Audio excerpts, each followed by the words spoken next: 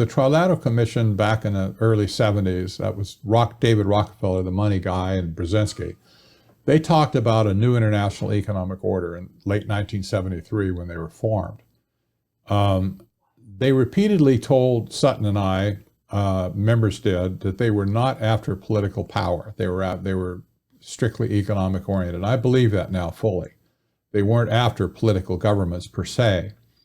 But in 1974, within like 8 months after the Trilateral Commission was formed, the United Nations passed a resolution. I just found this a few years ago. I mean, they passed stuff, who cares? I mean, it's like all these resolutions, they just fill up binders and, yeah. But I ran across this. Resolution 3201. This was a general resolution by the United Nations. The title, Declaration on the Establishment of a New International Economic Order. Same language, okay, that was used by the Trilateral Commission. That was not a coincidence. It was spoon-fed to them by the Trilateral Commission to take the mantra, if you will, take the baton and run with it for another lap.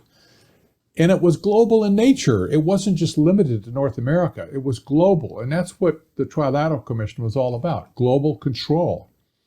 So as they spread the doctrine of what later became known as sustainable development, which is warmed over technocracy from the 30s, they took this into the United Nations and they spread it to the world. The doctrine began to just go out like its own viral behavior, infecting nations. But belonging to the United Nations puts you in a position to where they will force you to sign treaties as you go along. That's what it's all about. That's the only way they can get anybody to do anything. They will present treaties for nations to sign that effectively makes that treaty, the language of that treaty, become part of national law, right? And this has happened for decades and decades, mostly inconsequential, but this one's serious. What happened with COVID, and remember there's only been one thing offered, one solution offered to either COVID or global warming, climate change, whatever, and it's always sustainable development. There is never a plan B. There is never any discussion, well, could we do something with free market economics to help this out? No, never. It's always one solution, sustainable development. That's the direction they want to go. So here's what happened with COVID. The World Health Organization had been busy for 20 years before that, going from nation to nation, signing them up to the treaty agreement that they had to do what the World Health Organization told them to do if there was a global pandemic. Period.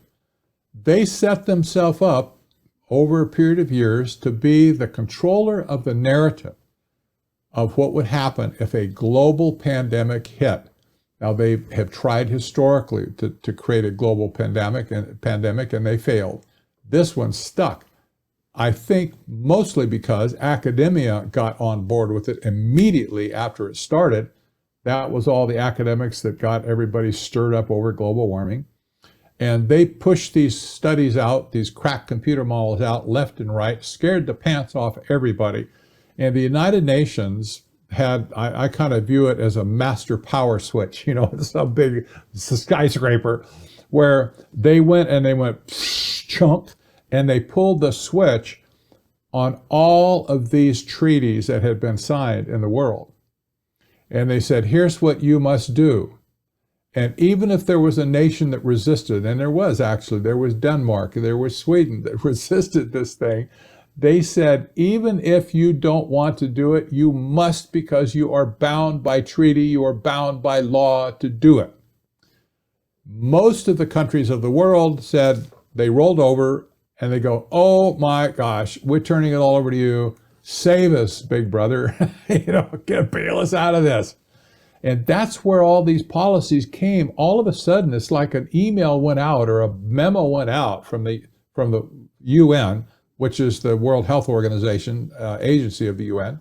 It's like a master document went out and said, here are the 10 things we're going to do right now. And you all must do it because you owe it to us. You signed the agreement. You go back on your word on this. We're going to get you real big, whatever. We're going to yank your chain. And so I'm sure there's a lot of bullying went on and whatever, but all the nations towed the line. So you saw it show up in Australia at the same time we saw it show up in the United States, and the same time that Europe saw it, and Ireland saw it, Great Britain saw it, Canada saw it, and Uganda saw it, and Malaysia saw it. They all got the memo at the same time. This is what you must do. And everybody was just in shock that, oh, that's what we have to do? But nobody saw it as a global issue at that point because they were all micro-focused, on their own problems. But now we look at it, I look at it now today and I see this, how this whole thing just all of a sudden, they sprung the trap on the whole world through the United Nations and through the mechanism of treaty enforcement.